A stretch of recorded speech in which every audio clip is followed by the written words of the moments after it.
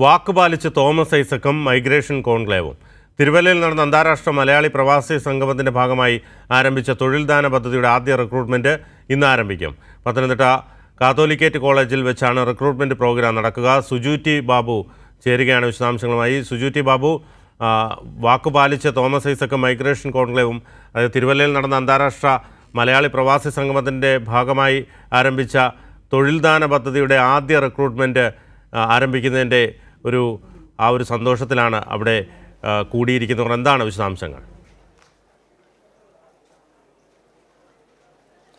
തീർച്ചയായിട്ടും വിനു, വലിയ സന്തോഷത്തിൽ തന്നെയാണ്. ഇപ്പോൾ മൈഗ്രേഷൻ കോൺക്ലേവ് ജനുവരി മാസം 18 മുതൽ 23 വരെ തിരുവല്ലയിൽ നടന്നു. നമ്മൾ അന്നു മുതൽ തന്നെ മൈഗ്രേഷൻ കോൺക്ലേവിൻ്റെ ഭാഗമായി റിപ്പോർട്ടിംഗ് ഉണ്ടായിരുന്നു.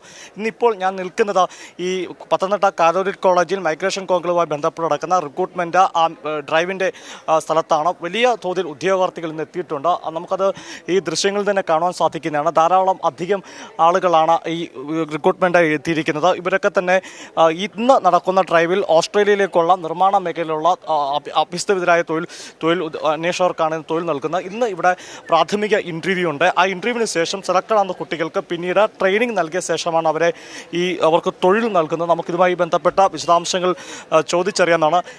ഇപ്പോൾ ഇതിവിടെ നടക്കുന്ന ഇതിനെപ്പറ്റി ഒന്ന് വിവരിക്കാമോ? അപ്പോൾ ഇന്ന് പ്രധാനമായിട്ട് ഇവിടെ നടക്കുന്നത് നമുക്കറിയാം, ഈ 2024 ജാനുവരി 18 മുതൽ 21 വരെ ഇവിടെ ഒരു മൈഗ്രേഷൻ കോൺക്ലേവ് എന്ന് പറയുന്നൊരു പരിപാടി നടന്നിരുന്നല്ലോ. അപ്പോൾ അതിൻ്റെ തുടർച്ചയായിട്ട് നമ്മുടെ നോളജ് എക്കോണമി മിഷനുമായിട്ട് ചേർന്നുകൊണ്ട് നടപ്പിലാക്കുന്ന പരിപാടിയാണ് വിജ്ഞാന പത്തനംതിട്ട. അപ്പോൾ വിജ്ഞാന പത്തനംതിട്ടയിൽ പ്രധാനമായിട്ട് 4 കാര്യങ്ങളാണ് വരുന്നത്.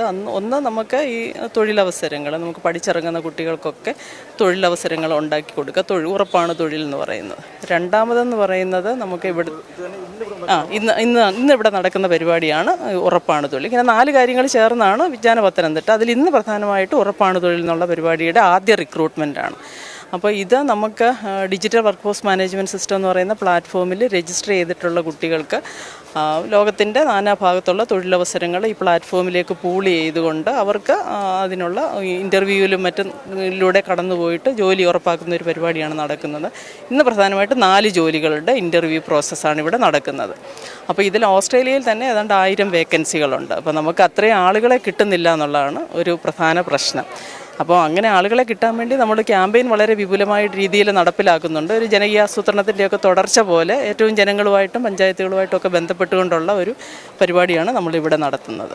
വളരെ പ്രധാനപ്പെട്ടാണ് 1000 പേർക്കാണ് ഇന്ന് ഇവിടെ എത്തുന്നതിൽ തൊഴിൽ നൽകാൻ ഉദ്ദേശിക്കുന്നത്. അതിൽ പലരെയും ഇതിനോടകം തന്നെ പ്രാഥമിക ഇൻ്റർവ്യൂ കഴിഞ്ഞ് അവരെ ജോലിയിലേക്ക് സെലക്ഷൻ പ്രൊസീജിയറിലേക്കാണ്. ഇന്ന് തന്നെ അറിയാം എത്ര പേർക്ക് ഒരു ഫൈനൽ ഇൻ്റർവ്യൂവിലേക്ക് സെലക്ട് ആവുന്ന, അവർക്ക് പരിശീലനം നൽകുകയും അതിനുശേഷം അവരെ ഓസ്ട്രേലിയയിലേക്ക് അവർക്ക് ജോലി ചെയ്യാൻ സാധിക്കുന്നതാണ്. നമുക്കറിയാം സാധാരണ നമ്മുടെ നാട്ടിൽ തന്നെ ഒട്ടനവധി ജോബ് ഏജൻസീസുകളുണ്ട്. പക്ഷേ അത്തരം ഏജൻസിയുടെ ഒക്കെ പ്രശ്നം അതിൻ്റെ ആധികാരിക പ്രശ്നമാണ്. മാത്രമല്ല കമ്മീഷനൊക്കെ മേടിക്കും. എന്നാൽ ഇത്തരം നമുക്ക് ഈ ജോബ് ഡ്രൈവിൽ എത്തിക്കുന്ന ഉദ്യോഗാർത്ഥികളെ കാണാൻ സാധിക്കുന്നതാണ്. ധാരാളം ആളുകൾ എത്തുന്നുണ്ട്. എന്തായാലും വിജ്ഞാന പത്തനംതിട്ട ഉറപ്പാണ് തൊഴിലെന്ന തോമസ് ഐസക്കിൻ്റെ വാഗ്ദാനം പാലിക്കുവാണ്. ഇതൊരു തെരഞ്ഞെടുപ്പ് ഗമ്മിക്കല്ല, പകരം ഒരു നാടിൻ്റെ വികസനത്തിന് ഉതകുന്ന ഒരു പരിപാടി തന്നെയാണ് ബിനു. ശരി, സുജൂറ്റി ബാബുവാണ് വിശദാംശങ്ങൾ നൽകിയത്.